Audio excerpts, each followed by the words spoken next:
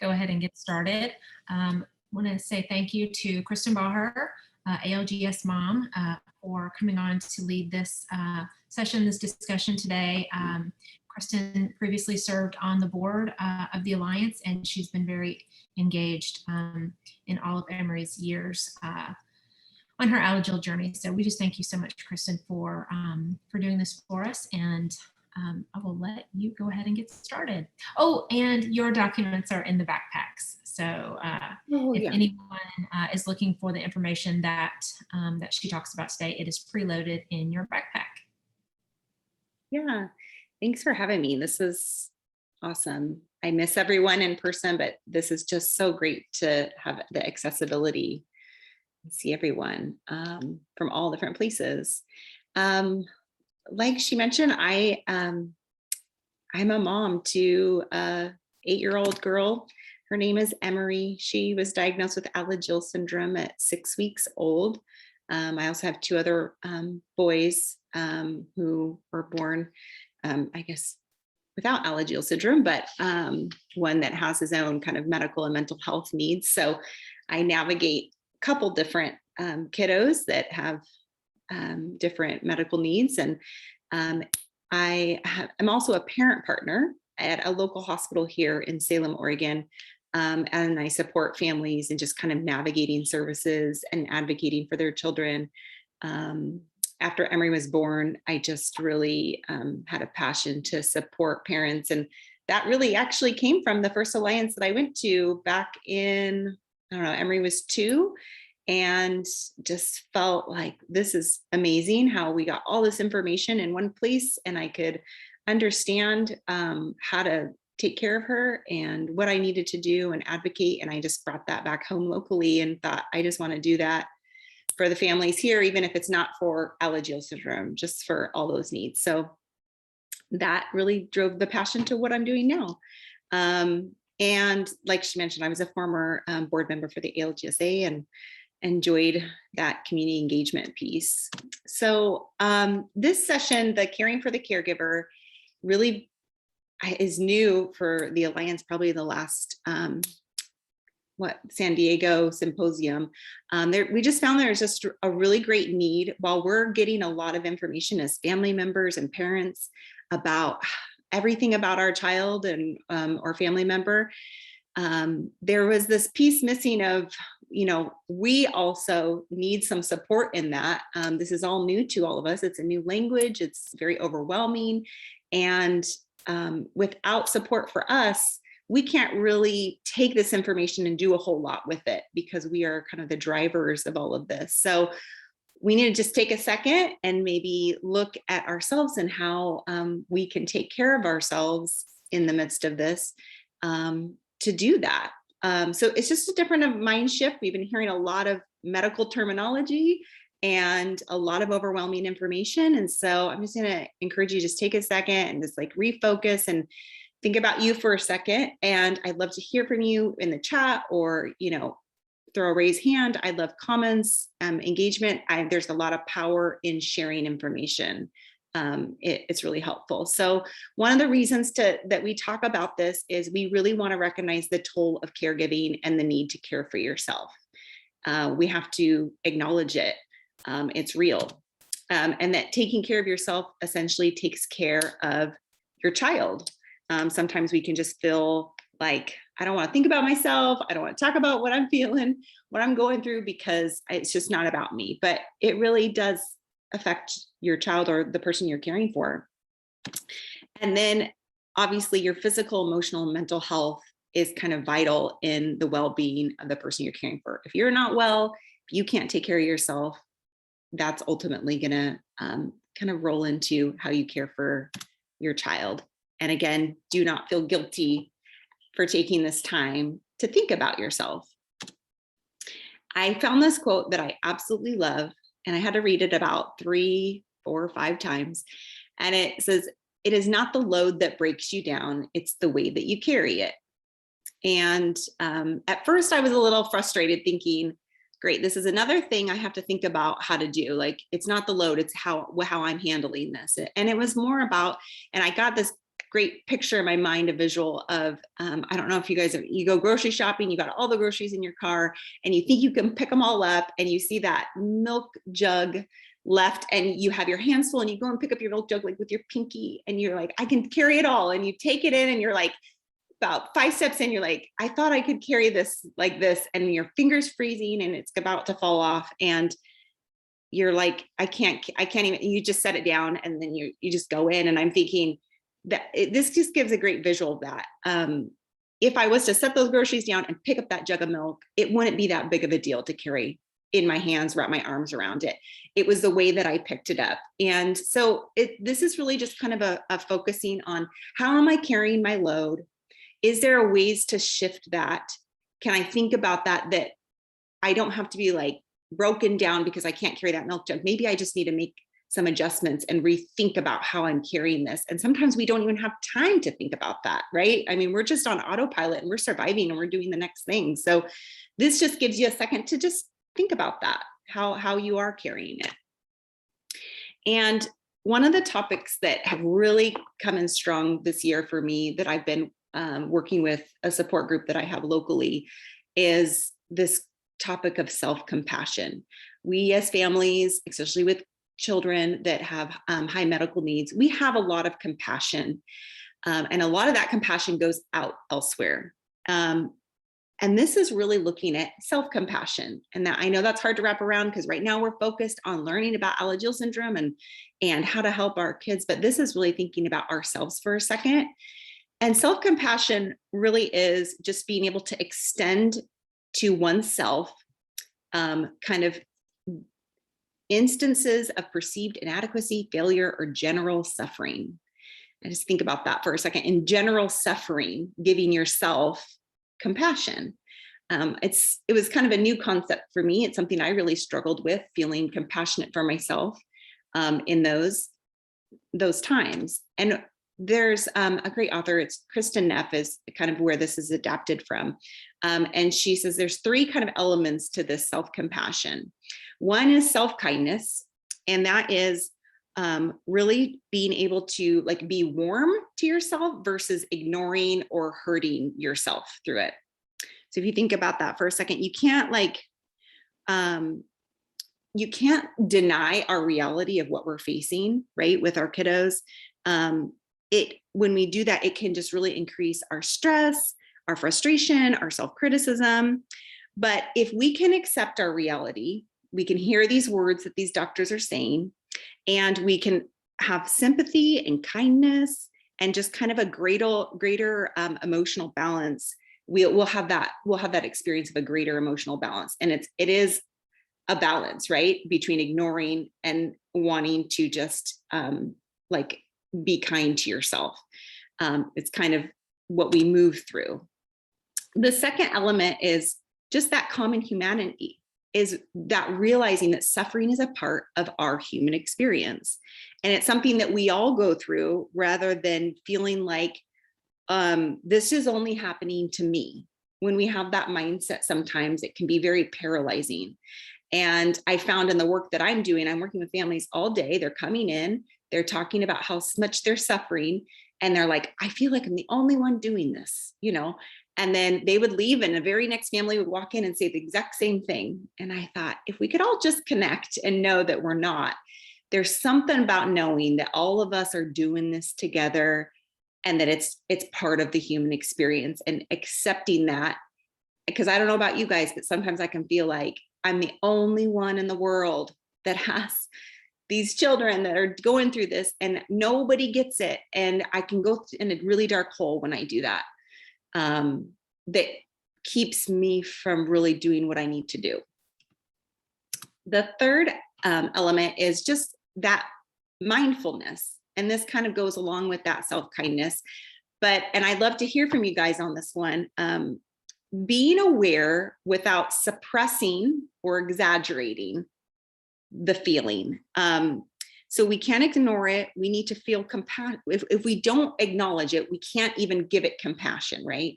But we also don't want to over-identify with this pain and being that almost kind of like that victim mentality.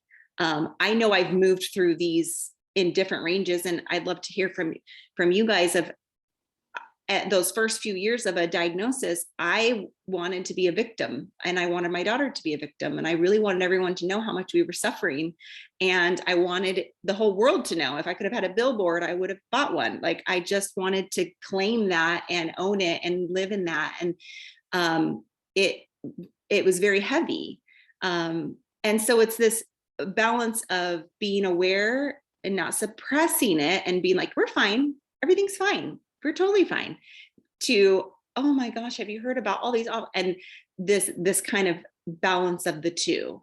And I'm curious kind of how, and you guys can put in the chat, maybe what you feel you're more likely to do. Are you more likely to suppress all of those feelings of, this is what my life is, this is what my child has, this is what my family member has? Or are you more likely to just claim it and you want to tell everyone about it and you just need, like, you know, or do you feel like, I feel like I kind of move between the two. Sometimes I feel all of those. But I think that awareness that we do that is really important, and can help really avoid kind of that burnout feel we can get as caregivers, just having the awareness. And one of the best ways we can really kind of move through this self-compassion, have even acts of self-compassion, is really just our day-to-day movement.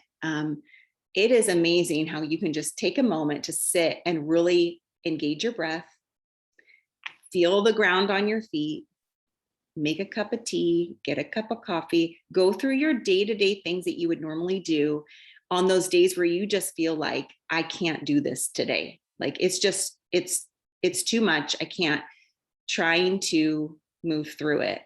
I'm looking at the chats. I'm definitely suppressor, suppress. I think a lot of suppressors.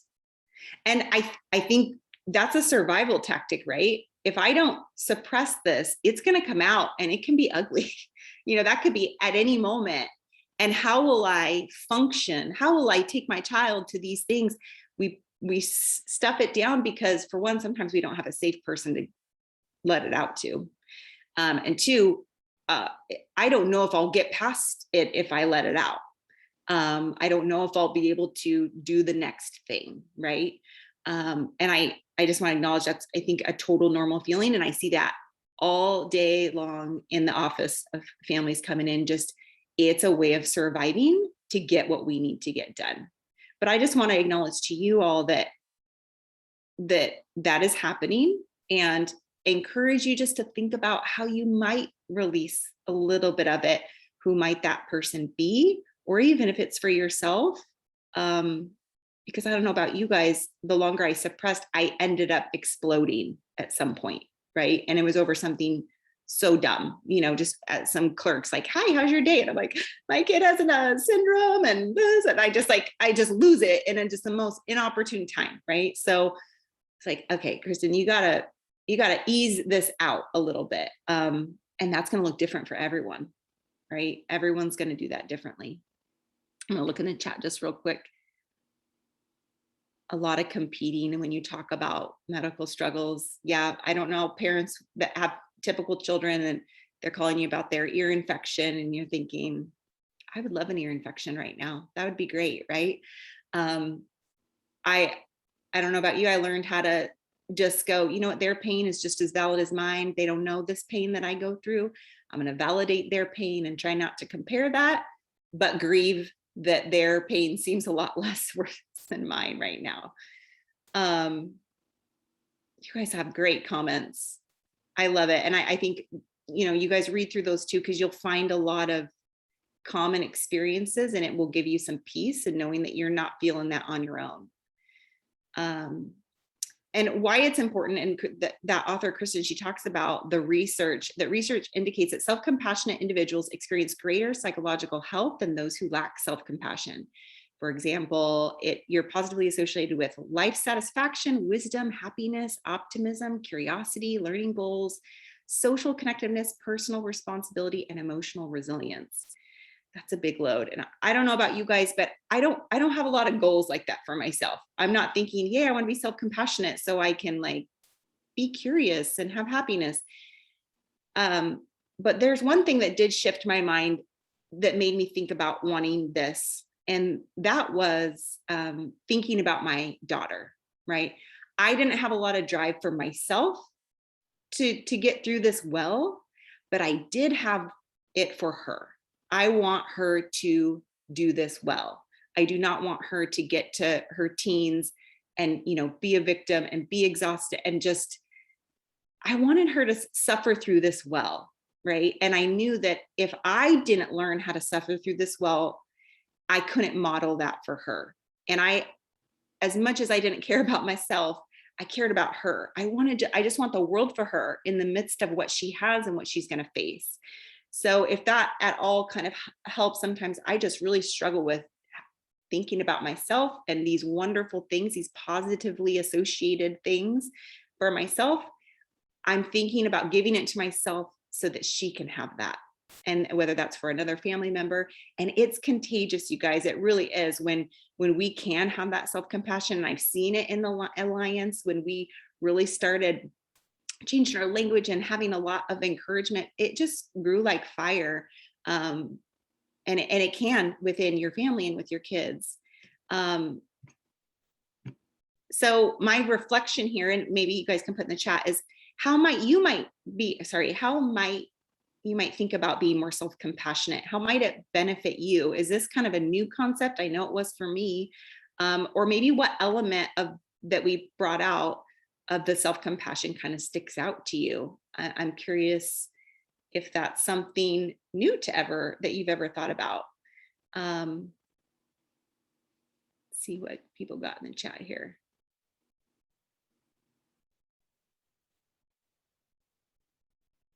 I know for me, the common humanity part helped me. I tend to think I'm kind of a perfectionist. I want everything to be just right. I want life to go just perfectly and check all the boxes, and having that freedom to go, life isn't perfect. Like Nancy even said, there's mutations everywhere, but maybe there's no symptoms and they're fine. You know, like that's part of life, and that's hard for me to grasp, but also gives me freedom to be like, this is just part of the process, right? Okay, so once we've kind of thought about that self-compassion and for ourselves, I do want to acknowledge the symptoms of caregiver burnout. And I don't always like to, because I feel like it's really heavy, but I think part of it is of that self-compassion, like we talked about, is recognizing it and feeling it. And it doesn't mean that if you have these symptoms, it's the end, or I'm like, oh, it's another thing I'm gonna have to face, or vice versa. If you don't feel it, maybe I'm not caregiving. It's not to give any kind of guilt onto you. It's just kind of that awareness to kind of check for yourself. And it helps me because sometimes I can just run at baseline and think this is how I should be running. Then I was like, oh, I really am feeling this way. And that's, you know, withdrawing from friends and families, loss of interest in activities, feeling irritable, hopeless, helpless, changes in your appetite, changes in your sleep pattern, just feeling angry, wanting to hurt yourself, emotional, physical exhaustion, and irritability. I could honestly say I've moved through all these different feelings over the years in different grief phases. I think maybe the key is when you feel stuck in one of these and it feels a little heavier than the others, or there's a few and that you're just in that, that's when I would encourage you to kind of seek out more support and more help, so that it doesn't get darker, and that there is help for that. But just things to be aware of in that caregiver burnout. But in ways to kind of prevent those feelings or think about how to protect yourself from that. Here's just kind of a few things to kind of think about. One of them, finding someone or support group you trust to kind of talk about those feelings and frustrations. This is a great place, this symposium and the breakout groups, connecting with these other families that really get Alagille syndrome, Even checking locally. I have our support group here, and while it's not about Alagille syndrome, just talking to other families that are facing these really high medical needs that no other of my friends with typical kids understand. Or just those friends or family members that you feel safe with, kind of. So my question is, like, who might that be? Something to kind of think about. Is there something new that you've wanted to explore? Maybe you're a little nervous to talk to other people. That's really risky. You don't want to put yourself out there. I just encourage you to maybe think about that a little bit too, if you haven't already. Set realistic goals and accept that you may need help from organizations and services. This is a biggie, kind of what's most important to you right now? That's always a question I ask families when I first meet them. Like, what's on the top of your list? What's your greatest concern for your child or your family member right now? And set that realistic goal. I don't know, again, about you guys, if you tend to tackle everything at once, you have all these big needs, all of it feels important, right? I want all of this for them.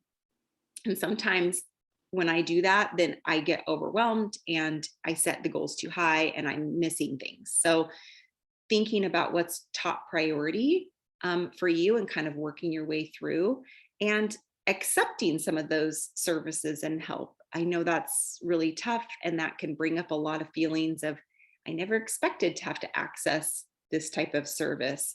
There's a lot more feelings attached to that than it being just a practical thing that I need. But if that, I just want to acknowledge for anyone that it has been in that place where you're just not sure how that would look, to encourage you to maybe think about that and maybe what's holding you back. And if you know of anyone that does access those services, how that's helped them, whether that's social services or anything in your community that can help you, care for your family member or child. Setting aside time for yourself. I really hate this one, but I know it's so important. We are exhausted. I don't know where you guys are in your phase with your family members and your kids, but I remember the phase where we never slept because we were itching all night and we never had a moment. And when someone said, you just got to take time for yourself, I just wanted to probably punch them, because of course I want time for myself. We all want time for ourselves, but in this, it seems impossible. But I found that even if it was sitting in my bathroom on the toilet for 15 minutes by myself and playing, or just taking a little bit longer of a shower, I don't know, but taking that time, even then I felt guilty. Even then I felt guilty taking a break. But and some of you may be better at this. And I'd love to hear, like, what kinds of things fill you, what kinds of things you're taking time for yourself to do. It does not have to be big. When I thought of self-care, I don't need to go get a pedicure and have a whole day. That could just be, I just need to take time to meet my needs for a second and breathe and do what I need to do, and not feel bad about it. And that could just be a short time. If anyone has any ideas of things that they do that they love that helps, Jennifer, a manicure every 2 weeks for an hour. I would like that. A pedicure too, maybe.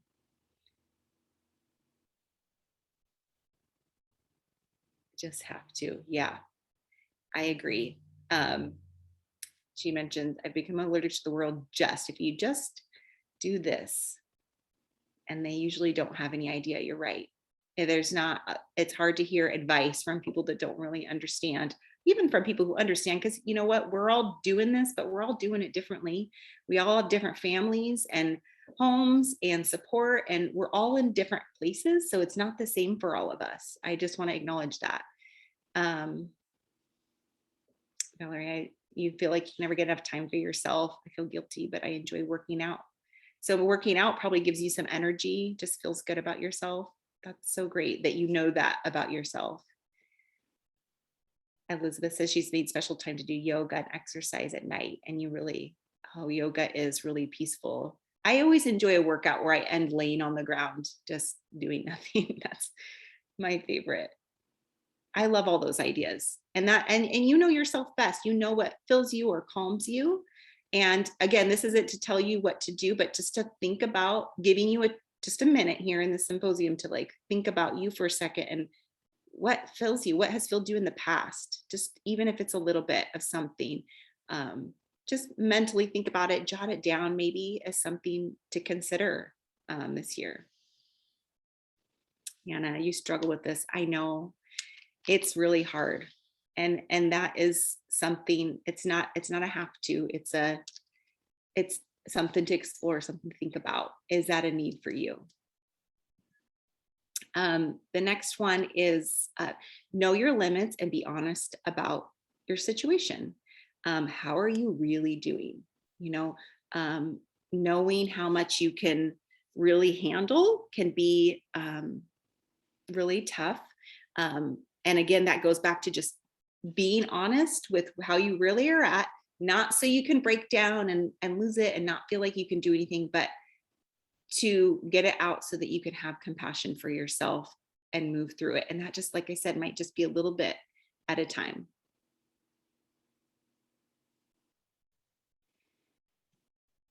Okay. Last on here, I have educate yourself. The more you know about the illness, the more effective you'll be in caring. So congrats, you're here. You guys are all here wanting to learn more how to support your family, yourself. It can be, I think someone said, this is really overwhelming. I've never been to one. There's a lot of information. You'll process that. So education goes back to that balance. You can sometimes feel like you're learning too much and it can shut you down. And then sometimes I've been in places where I'm like, I just don't want to know anything right now. I just can't handle it. Of just knowing that when you do learn, though, it can empower you to feel confident in decisions that you're making and know how to take care of yourself or your family or your children. Oh, I like what you said, Elizabeth. Writing is helpful for you. I like that. Getting words out and processing it, whether someone is reading it or if it's just for you. That's great. Another piece, a little shift I want to move to, and I'm really curious what you guys think and if this is a thing. I hear a lot about guilt when I talk to families and in support groups. There's a lot of guilt in all areas. I could say a big one, they feel like they're not doing enough for their family member or their child. They feel guilty if there's other siblings involved. I'm curious if other folks on here have, like I said, I have my boys. I would say my biggest guilt for me was I felt like I was neglecting them. I felt like I couldn't even be a mother to them. I couldn't read with them. I couldn't take them. They were having behaviors. I mean, it just affected so many people. I had guilt about friendships. I couldn't be a friend that I wanted to be. I couldn't be the sister. I couldn't be, and I was the helper. I was the fixer. I showed up with the meals. I did the things. And then I became the person that I just had so much guilt. So this kind of just focuses on ways to kind of combat that guilt. It's a little more focused on parents, but I feel like you can apply it to many things. So one is just keeping things in perspective. So it's important to understand what you're feeling guilty about and why you're feeling that way. And try and make sure you're keeping these expectations you place on yourself in perspective and realistic, right? Oh, Hannah says, yep, all the guilt. That's a good way of putting it, all the guilt. I could say, like I said, I felt guilty. I hear my son in there wanting me. He's crying. My daughter can only be consoled by me for the itching. I can't read with him. I go to his school conference. I find out that he's behind in reading. Guilt. I couldn't be in there and read with him and get him caught up. And just like I set myself up just to feel like a failure. Now looking back, his reading, he figured it out. He grew in his reading. He got the help that he needed. Everything was fine. But at the time, I just had so much guilt. And you know what that guilt did? It didn't really make me a better parent. It held me back, and I struggled with it more. It made me even less able to engage with them because I just felt so much guilt. So what about being with a partner and the guilt of that? Yeah, guilt is real. Feels like you're never enough and you can never do enough. That is exactly true. It feels like every time you turn around, you're at another doctor's appointment and they're telling you something else that you need to do, right? And I would forget things. When you're not sleeping, we have no memory, there's just a lot. And all of it all day long was combating guilt. But keeping things in perspective, which means just giving myself some grace a little bit. Remember, there's no one right way to do things. I don't know if I've got any other, again, type A's here, but I wanted my kids to have things a very certain way when they ate, how they did things. And if I felt like, those things weren't happening how I expected them in my parenting, what I envisioned, I was a stressed out mess.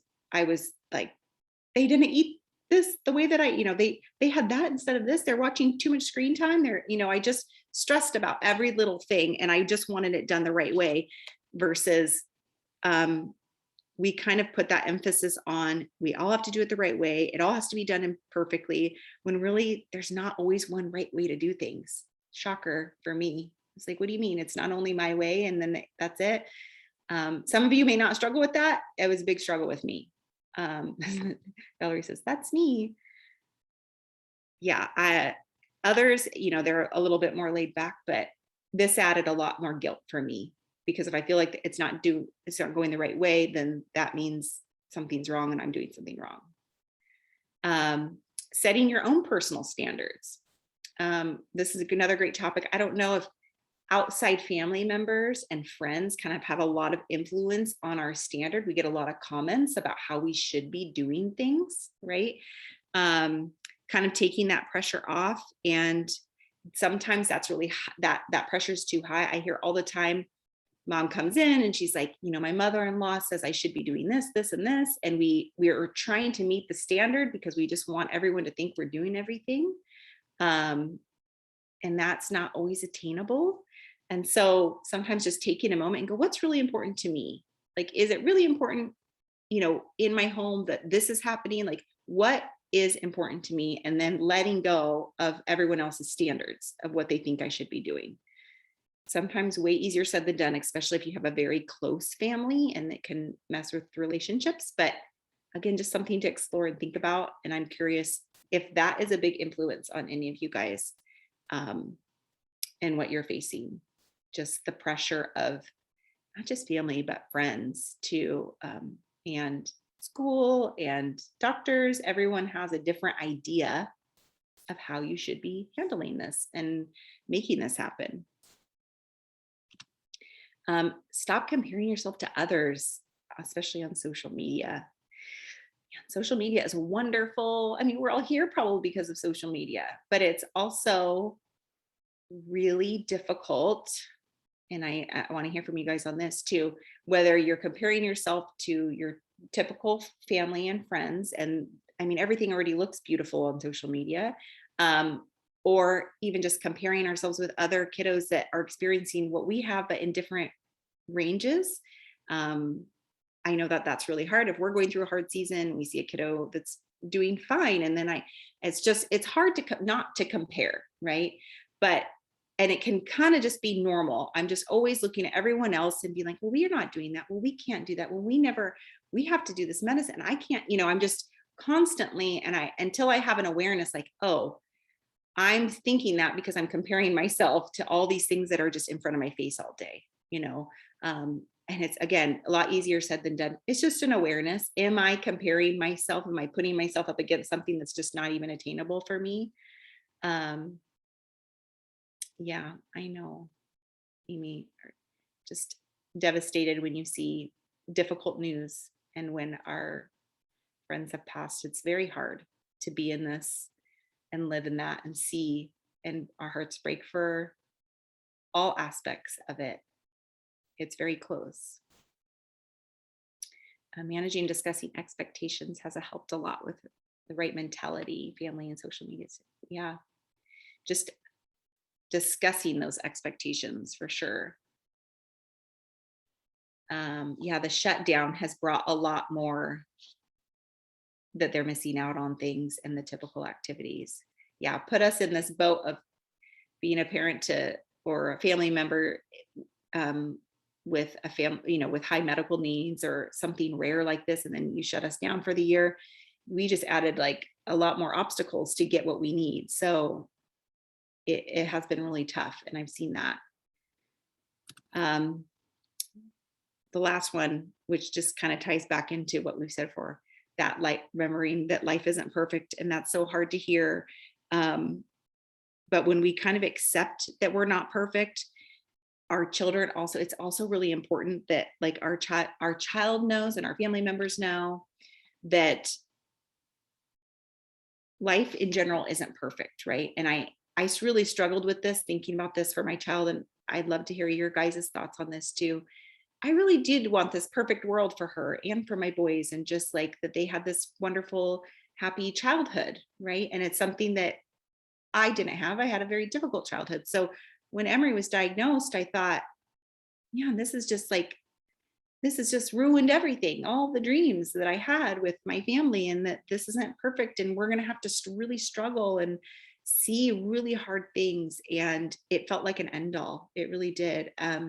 Until I started to kind of see the positive fruit from it, when I started to watch my boys really be able to accept and love people that aren't like them and that are hurting and are in pain. I didn't expect that. I thought they're neglected. They have to watch their sister suffer. What good could come from this, But this acknowledgement, when they saw that life isn't perfect, grew a compassion and a heart in them. And they really are amazing in what they do and how they relate with people. And they're, I think, going to be world changers in the way that they care for other people that I don't think would have happened if we wouldn't have gone through this. Not to just try and put a silver lining on everything, but it's still really hard.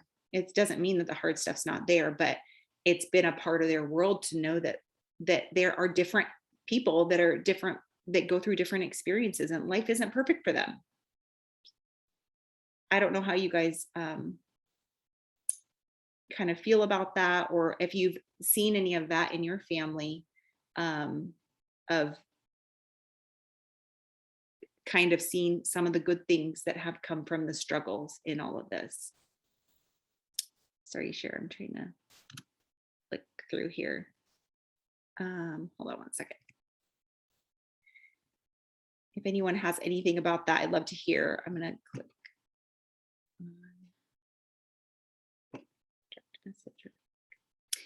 Okay, the next piece I was going to talk about is just overall just feeling overwhelmed. If I could get any hands raised for anyone who just constantly feels overwhelmed, so that I know I'm not by myself.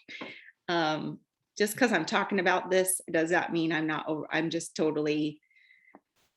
overwhelmed. And I feel like this guy in this picture, and I don't know about you guys, but this happens to me at night when I'm laying in bed. Now that Emery sleeps now, so I can lay there, and that's what I look like. I'm just, everything I need to do and be and have, and it's just floating everywhere, and I'm a little paralyzed. It makes me feel like I'm not sure where to start. I'm indecisive. That pic is me. Yes, it just is everywhere, and it drives me crazy, And so this is part just acknowledging that's, I think, totally normal for all of us. But then I'm also I'm a solver, and I developed this way of just trying to organize that mess above my head so that I didn't feel out of control all the time.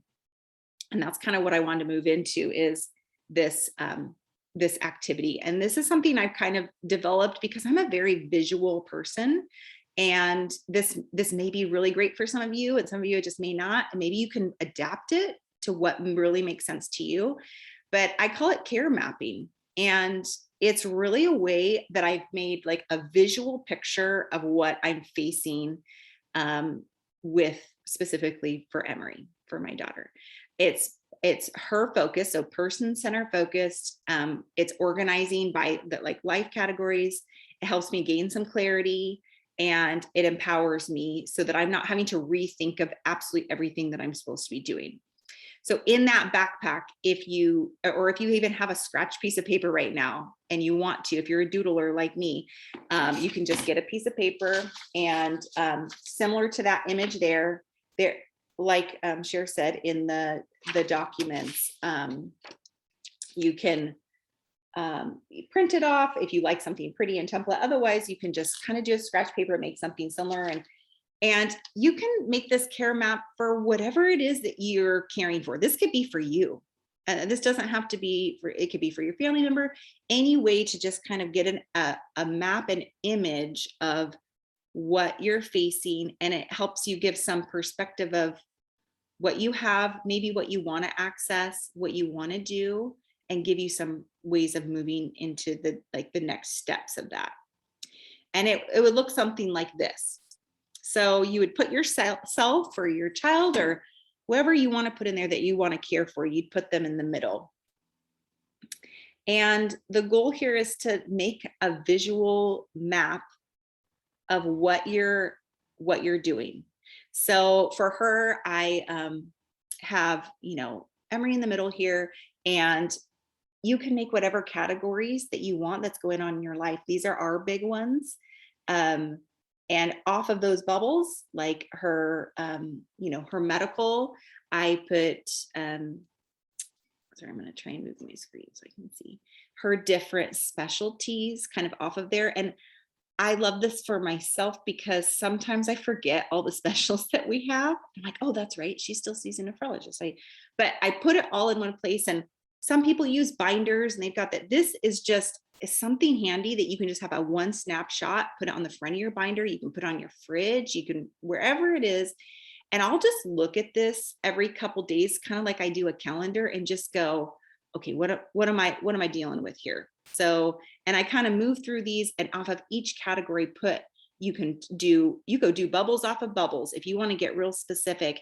And really it creates that mind map that we're already doing in our head, but we do it like this. Oh, I forgot to fill that prescription. Oh, I got to recall them back and schedule that appointment. That service, I need to talk to their teacher about, and it's just like little bubbles in our head of things that we think we need to do. And we're kind of, I tend to be a step behind, or I forget about the appointment, or I forget to make the call. And I'm always saying, so sorry I didn't call you back. Things have been really crazy. This is a way of, I want to feel like I'm a step ahead. I already know what's going on. And you're just going to break these up and have all those little details in one shot right in front of you. And from this, what I'll do is take and kind of make a priority list of what I need to do off of that. So as I look through, I see, like, for instance, she has cardiology, and I know she needs an MRI of her heart. And I've been playing phone tag with the hospital, and I need to lock that down. And I just kind of keep forgetting. It's not on my, and I move through these categories and make a to-do list. And this can be for yourself too. If you're moving through grief or struggles and you're just feeling lost in what you're really facing right now, this can really help. This could be goals for what you want to do. If you don't have any social or extra activities right now, but you've been considering things, this is a great way to just jot down ideas of what you might want to access. For instance, I added swim on here. Emery doesn't access swim, but it's a hope that maybe we can access swim lessons and incorporate that. And it can help be kind of a goal map as well. Does anyone have, Sean, I love this. Sometimes it's so overwhelming to remember everything, and I end up forgetting something or doing another thing twice. That's for sure. I'm kind of always operating on kind of a step behind. But since I've done this over just the last 6 months, it's really helped me. I'm not having to rethink of everything. And I'm curious what you guys think. I love to hear other people's creativity and their ideas off of this.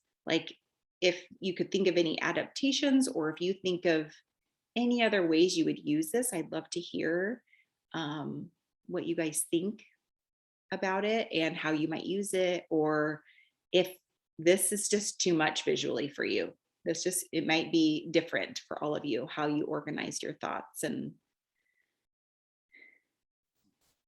what you want to do with it. But like I said, the template is in the backpack, so you could print off multiple. You could do it. I do it for, my boys even. It doesn't necessarily have to be specifically for Alagille syndrome. I use it in there. The more I write down, the more overwhelmed I feel from seeing the list grow. And that's true. I actually kind of learned about this care mapping. There was a mom, I saw like a documentary, and for that exact reason, a doctor gave her instructions, and it was something that was just like unattainable. And so she sat in the waiting room and just kind of drew out everything that they're accessing. So while this may not be for you, this may not be a tool for you, this might be a handy tool to bring to your next specialist that's asking you to do dit, or the doc, or the teacher, or whatever. And this can be something you bring to their IEP meeting. If you are accessing IEP, you can put that in front, like, this is what we're doing. This is what our life looks like. Because sometimes people just don't get it. They don't understand. Giving this really, when I put this even in front of my husband, who doesn't understand, I typically navigate this on my own. This has been a great visual for these close family members that are there, but they're not really doing it. They don't understand. And then when they're wondering, why are you so stressed out? Why are you so overwhelmed? I don't understand. It's not that hard. Just make the appointment. It's not that easy. That this gives a great visual of like, this is everything that I'm thinking at all times. Kristen, how often do you find that you adjust this?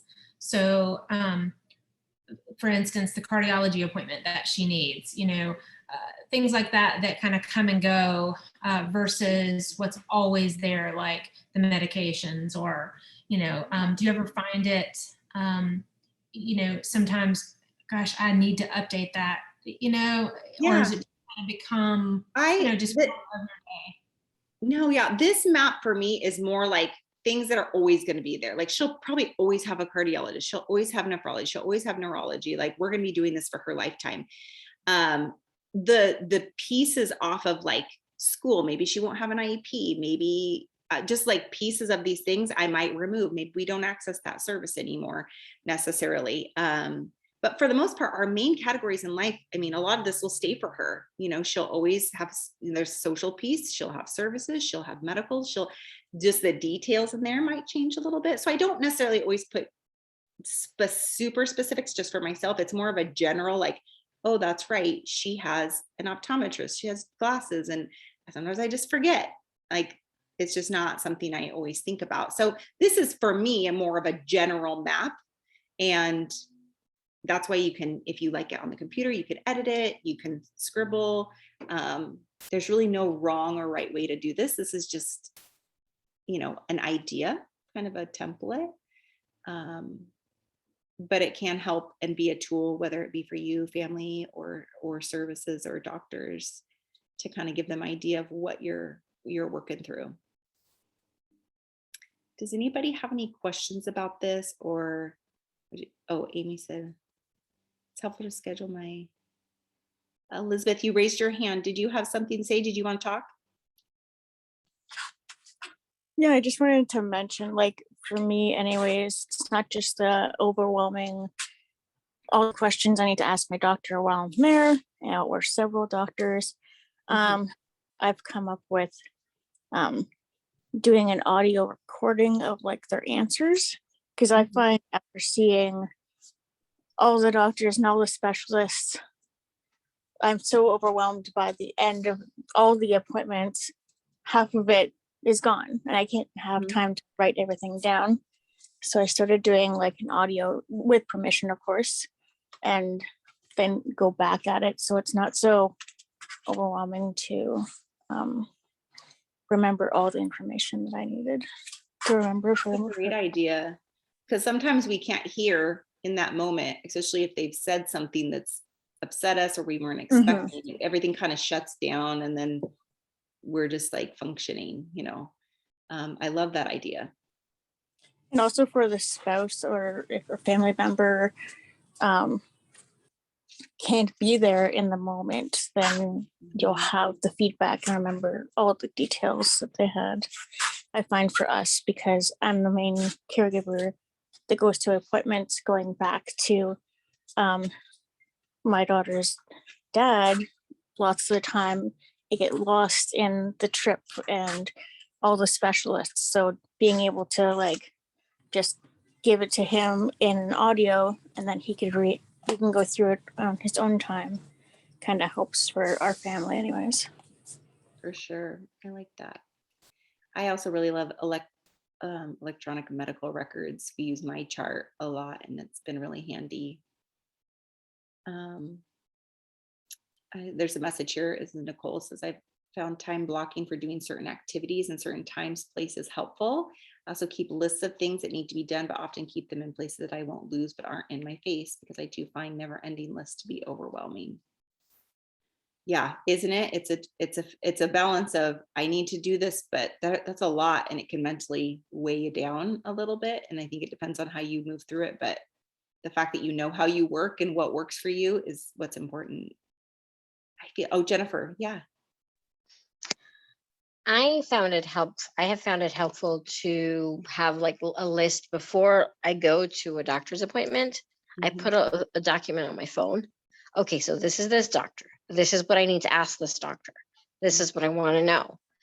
And I usually recruit, because going to an appointment with a 9-year-old who has ADHD is exhausting. Yeah. So I usually, yeah. the first thing I do is I recruit child life.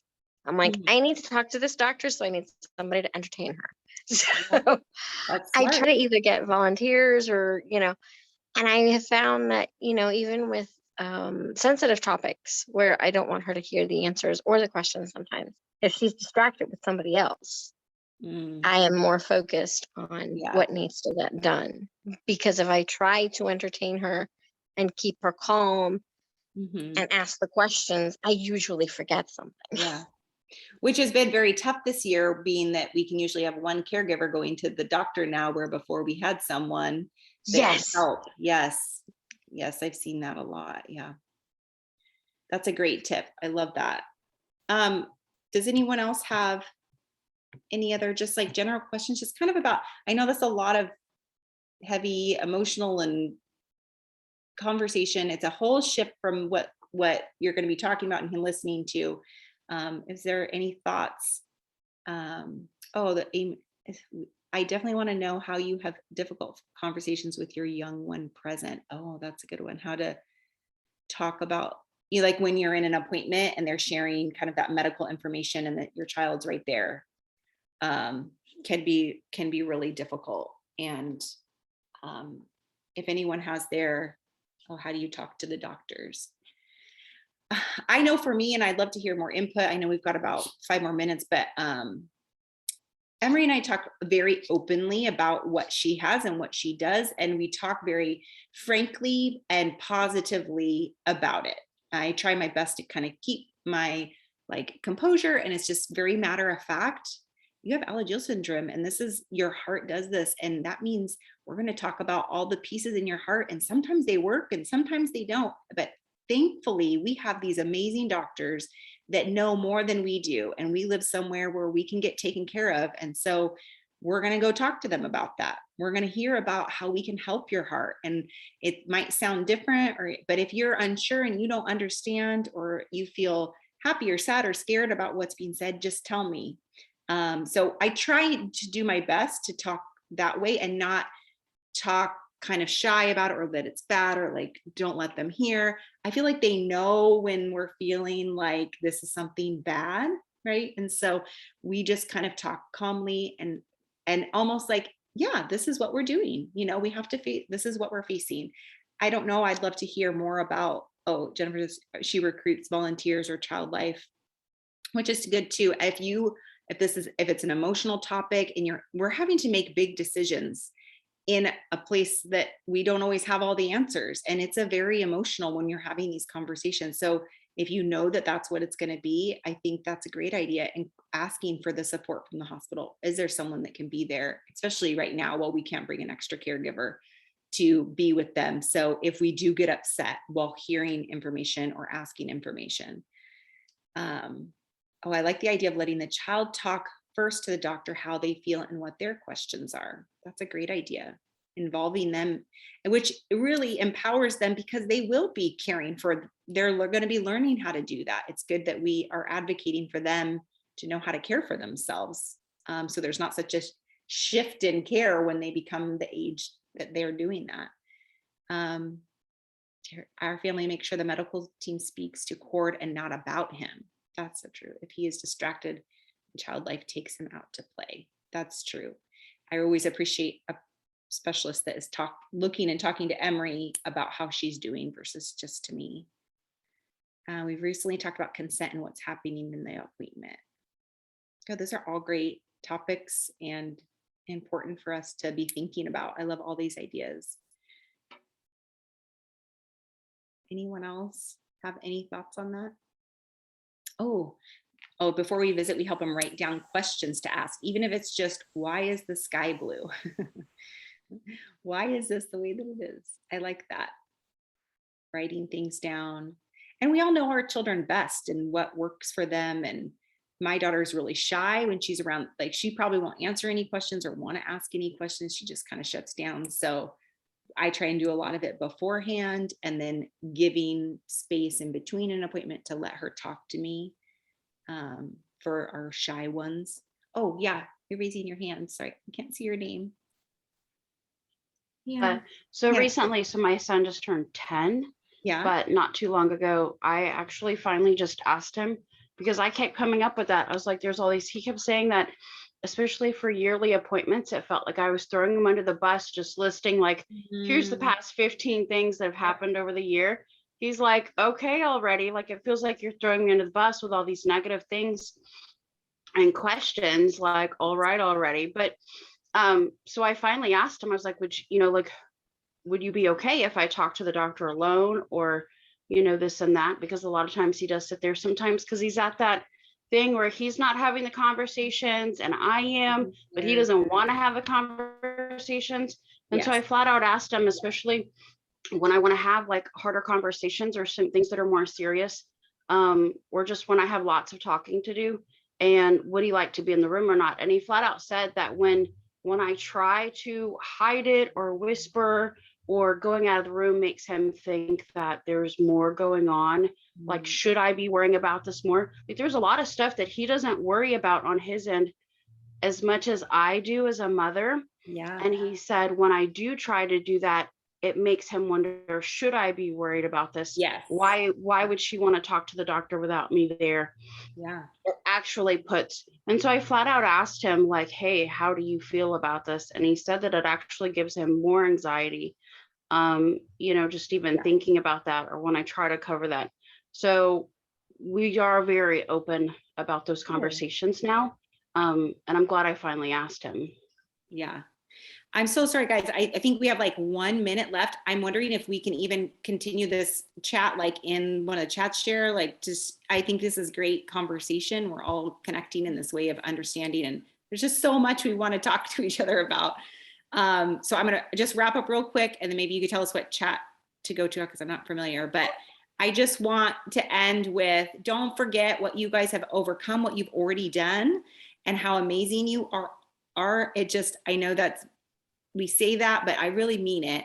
And that, just like we say, stay strong and press on. And I developed this because the idea of pressing on means we're not walking easily. We're going to have to press through things, and there's going to be stuff we're going to have to walk through. It's not going to be easy.